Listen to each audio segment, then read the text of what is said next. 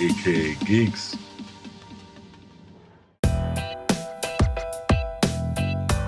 Hey everybody, welcome to AKA Geeks. This is Real News. I'm your host Sean. Let's get right to it, guys. Let's start off with the biggest Marvel news of the week. It's a lot of Marvel news, actually. It's that they held a quote-unquote open house for select members of the media.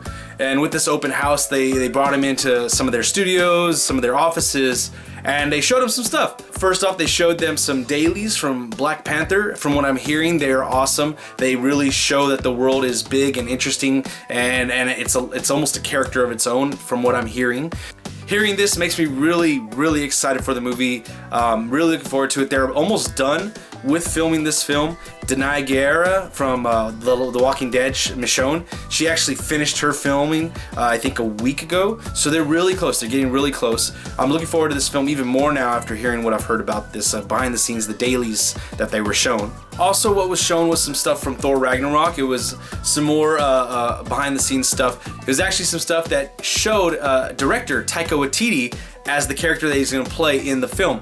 Now, I'm looking forward to see if I could spot him in the film, if he's going to be an alien or what the case is going to be. But that's really cool. They also showed some concept art regarding Ant-Man and the Wasp.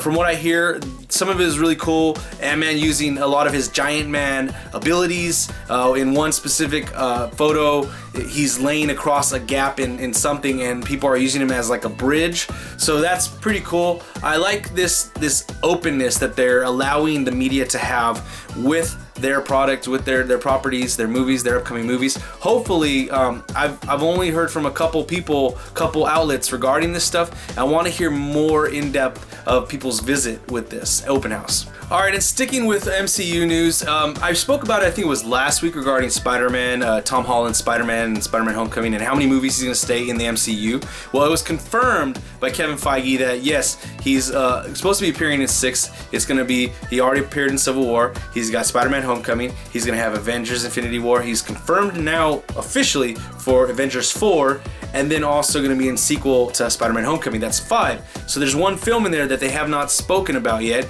Until Avengers Infinity War, we have Black Panther, we have Thor Ragnarok, and Guardians of the Galaxy coming out next month.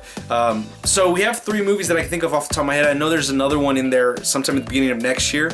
But as of right now, we have 3 to 4 movies left that he can appear in before that, or he can jump in something afterwards, maybe a cameo in another film after the sequel to Spider-Man Homecoming. This is good news that they are confirming it. I like it. I appreciate it, essentially, because they're being honest about this. They're not going to joke around or pull the wool over our eyes. I still think they have a ton of time to make this contract longer if they decide to do so. He's under contract for 6 films, so as long as Marvel wants to bring him back and have him in a movie, they can do that. So I'm not worried about it right now, but this is nice to hear confirmation and for Kevin Feige to actually be honest about this aspect of the MCU. Now, I mentioned Guardians of the Galaxy coming out in 2 weeks, next week actually. I'm really excited about that one, but I'm actually really excited about this news that just came out this past week. And I think this was at the Marvel Open House, but in a specific report to The Hollywood Reporter, that he said that he is going to be directing Guardians of the Galaxy 3. He said that he really loves and cares for these characters. He says that he doesn't want to be known as one of those directors that jumped out after the second one, and then number 3 was just not even remotely similar to that. He cares about the characters. He always talks about the characters, and he feels like he needs to finish this story. He needs to finish what he set out to do. Words to that effect, of course. But yeah, I really like this. I really want him to come back. He definitely has a knack for this. I like a lot of his films that I've seen of his. I don't think I've seen one of his films that I've been like, that's no good. So I'm happy about this. I'm happy he's going to be able to finish his story arc. One thing that was really pertinent that was in all of the quoting, he stated that after Guardians of the Galaxy 3, that will end this run with this Guardians of the Galaxy. Meaning, to me at least, that they could continue the Guardians of the Galaxy with new characters, which that is pretty awesome, because they can have different characters that we didn't even think about now jomping in, joining the world of Guardians of the Galaxy, the MCU, and maybe taking the mantle and doing an awesome job as well, showing us a different side of things. Alright, so the last bit of MCU news. This week it was also announced that Captain Marvel has a director, or should I say directors. The writing and directing team of Ryan Fleck and Anna Boden have been chosen to direct Captain Marvel. They are not going to be writing it, but they are directing it. Apparently, you know, the storyline, the script was already put forth, and they fit this script the best. I like that. They are behind a couple of movies that you might have heard of. First is Mississippi Grind and Half Nelson. Half Nelson starring Ryan Gosling, Anthony Mackie. Both movies that got good reviews, actually, from what I've heard. So I haven't seen them myself, but I've heard good things about them. I'm excited about this. It's another director writing team that Marvel is hiring, another team that isn't well known, but they have some talent behind, you know, in their history. So I'm happy with this. I specifically hope that Anna Boden could give this some of her own flavor, especially from a woman's point of view. We want to see that come from Captain Marvel. She's the first Marvel female superhero to have her own film, so I'm really hoping that they do her right and do her well. Moving on, so this past weekend was Star Wars Celebration. We actually talked about a good bit of the information on the podcast, so go check that out. One bit of information that I wanted to clear up that I can't remember if I spoke about it on here or the podcast last week, is that Kathleen Kennedy came out in regards to Carrie Fisher and some comments that her brother made last week, is that Carrie Fisher will not be in Star Wars 9. But that's what she said specifically. She did not state her likeness or the character of Princess Leia will be recast. She didn't state those things. She did say, though, that Carrie Fisher will not be in Star Wars 9. So to me, that means they're not going to reuse or repurpose footage. This statement can be broken down and argued about from every different angle, but to me, to say the least about this statement is that it leaves a lot of options open still. All right, and going on to the last bit of news this week, you guys. Aladdin, the Guy Ritchie film, the Disney version, they might have found an actor to cast as Genie.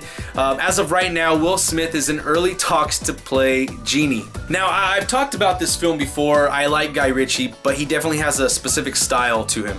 Now, I did say that if you get a good comedic actor, maybe a fast-mouthed kind of guy, you can really pull off his type of film with the Genie character. I don't know how else Guy Ritchie will fit into the film, but it's worth the shot. I'm really excited for his King Arthur, the Legend of the Sword film coming out, I think in a month or so. I'm really excited about that. I hope that he can bring some excitement and quality to the film. But with Will Smith, is Will Smith the fit at Genie? Will Smith's not really a fast talker, not to me at least. He is funny. He's done a good job lately of being able to lose himself in a character and be that character on screen and not be Will Smith. So I'm liking that aspect of him. He does have some definite talent. He is an Oscar-level talented actor, so I definitely trust his acting skills. Oh, there's other things that you want to think about with this casting if it happens, is his singing. I know we can rap. I've bought numerous albums from Will Smith in the past, and he does a little bit of singing on them. But can he sing, Prince Ali or You Got a Friend Like Me? I don't know. It's something I would like to see a video of him doing some kind of song and dance beforehand. And is it gonna be motion capture where they kind of do his body movements, or I don't know. I'm interested, very interested. If they do this casting and get Will Smith to be Genie, it would be very, very interesting to see where this movie's gonna go. Alright guys, now on to the trailer segment this week. This week there's two trailers that caught my attention. First off is American Assassin. This film is starring Dylan O'Brien and Michael Keaton. Yeah, that's right, Dylan O'Brien from the Maze Runner. I actually like his work in the Maze Runner. I still haven't seen the Scorched whatever, the second one yet. And I know they were filming the third one and then he got injured, or they were about to film the third one and he got injured. It looks like he's alright because apparently he did this film, which this one looks awesome. Michael Keaton in this film, he literally goes from 0 to 60 in this film, and you look at him like, oh dude, this guy's badass. I'm definitely intrigued by this film. I definitely want to see what it has to offer. If it's going to be more of a drama set piece type of film, or action based with drama intermixed. I'm really looking forward to it. I think Dylan O'Brien is a real up and coming actor, young actor. Hopefully this is a good one to add onto his resume. I want to see him keep on growing as an actor. And you can't go wrong with Michael Keaton. So And the second trailer that caught my attention this week is the Pirates of the Caribbean Dead Men Tell No Tales international trailer. Now, if you put this trailer with all the other trailers for Pirates of the Caribbean together, you pretty much know what's going on in the film. But there's one aspect of this film that's pretty cool. They show Elizabeth Swann, Keira Knightley's character, back in the trailer. So we don't know if this is a flashback, if it's actually at the present time, it's contemporary in the film. We don't know, but it is. You know, they have announced that in the cell is her and Orlando Bloom's character's son talking to Jack Sparrow. So it's interesting. It's a little tidbit there for you guys. I've got tired of these trailers a long time ago. I only watched it because I heard about this one fact, and this one tells you even more about the storyline. So if you want to know how the baddie becomes the baddie in this film, just go watch the trailers. If you want to know what happens with the battles between the baddies and the good guys, go watch the trailers. These trailers for this film have told you the whole movie. So go ahead and watch those one. Go ahead and check this one out. That's what it gives you essentially. It shows you Elizabeth Swann and Keira Knightley. So there you go. Alright guys, so now on to the in-theaters segment this week. This week in theaters, there are two movies that have caught my attention. First one is the Disney nature film Born in China. This one is a documentary. It follows around 3 different types of animals, some monkeys, some pandas, and some leopards. And essentially, John Krasinski is the narrator of this film. I was reading an article of an interview that he gave, and in the interview, the statement he says in this, I think this totally best describes the film, if it's a true to word statement, is that you experience life in this 76 minutes of this film. So taking that in, I'm excited for this. It looks beautiful. They always shoot these things with, they're so beautifully shot. They are, they're very informational. I'm looking forward to this one. I probably won't see it in theaters. I probably will see it when it comes out on Netflix or Redbox, but I am excited about this one. This one's definitely one for the kids, for the younger people in the crowd. And the second film that's caught my attention, this was not for the younger kids in the crowd. It's not for the kids. It's called Free Fire. I've been waiting for this one for a while. This one totally reminds me of a movie that's going to be comparable to something like Shoot 'Em Up, and just awesome B-level stuff, but with the A quality make to it. You have some great actors in there: Armie Hammer, Sharlto Copley, Jack Rayner. Some really good actors in there. I'm really excited about this one. The action looks off the hook. It looks funny as hell with their little quips and one-liners. Brie Larson's in there. Gosh, can't forget Brie Larson, the amazing Brie Larson. Yeah, this movie looks awesome. I really hope to see it sometime this weekend. This is one I do want to see. Still haven't seen Fate of the Furious yet. This might have to be a double header that I'm gonna have to do. So yeah, check out those films. One for the kids and one for the adults, you guys. Alright guys, so that's it for Real News this week. Remember to click the like, share, subscribe buttons down below. Leave your comments, questions, suggestions in the comment section. Let's have a great conversation about all the topics I spoke about today. And I will see you guys next time. Peace.